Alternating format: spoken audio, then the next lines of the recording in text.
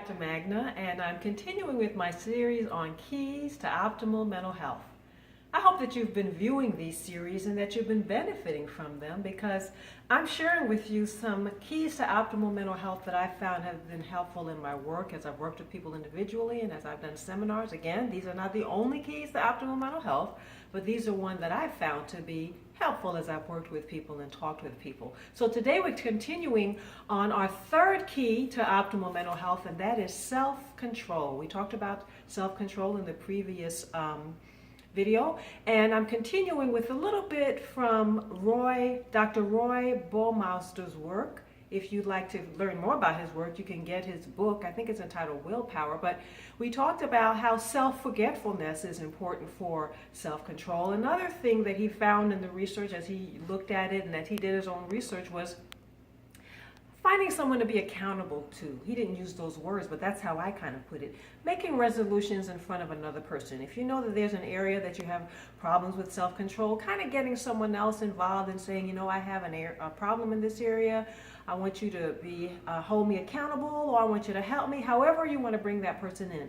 Or just saying to that person, merely making that resolution in front of that person can help you with self-control, whatever that may be, with your words, with your behaviors, whatever the case may be. So making resolutions in front of another person, the research has found, can help with self-control, can help with willpower. Some people use those synonymously. They're not exactly the same, but for purposes of this video, I'll just use them synonymously sometimes. Another thing that has been found to be helpful, Dr. Roy Baumeister's work has found, has been to set up clear rules. Sometimes we have a problem in an area and we kind of want to dip into it a little bit. For example, you may have a problem with eating chocolate and you might say, I just want to eat one chocolate bar a week.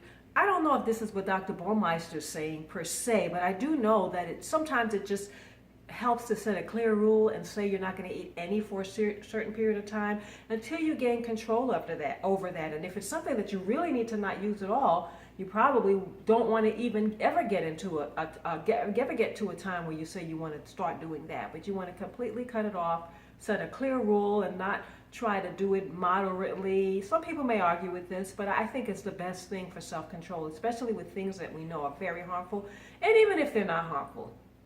Another thing that I thought was so interesting is a lot that he talks about, but these are secular psychologists, and they've actually found that religion helps with self-control. The research has found that religious people, for the most part, can exercise more self-control than others. There may be various reasons.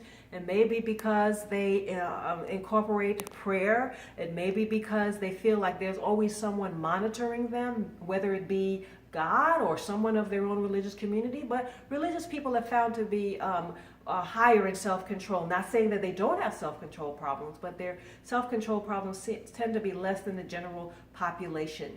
The other thing is to make a pre-commitment strategy. Again, I'm kind of summarizing some of what Dr. Baumeister and his colleagues have found is when you know you're going to be in an area or around people that will lead you towards gratifying some area where you know you need to exercise self-control, make a strategy beforehand of how you're going to deal with it.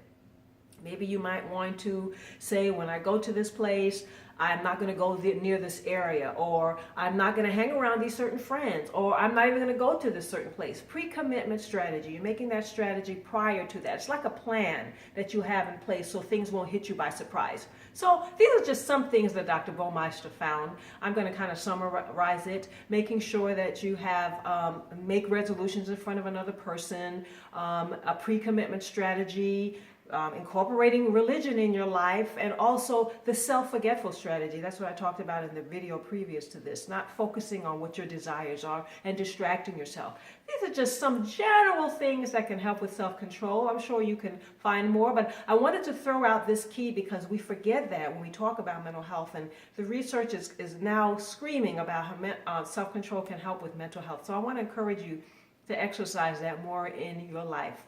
I'm glad that you were with me today. I hope this was beneficial. And if you want more information, you could go to www.bingoodhealth.com. And what I specifically should say, if you want to get in touch with me, you could go to that website, and I'll be glad to correspond with you. Thank you, and I hope you have a wonderful day.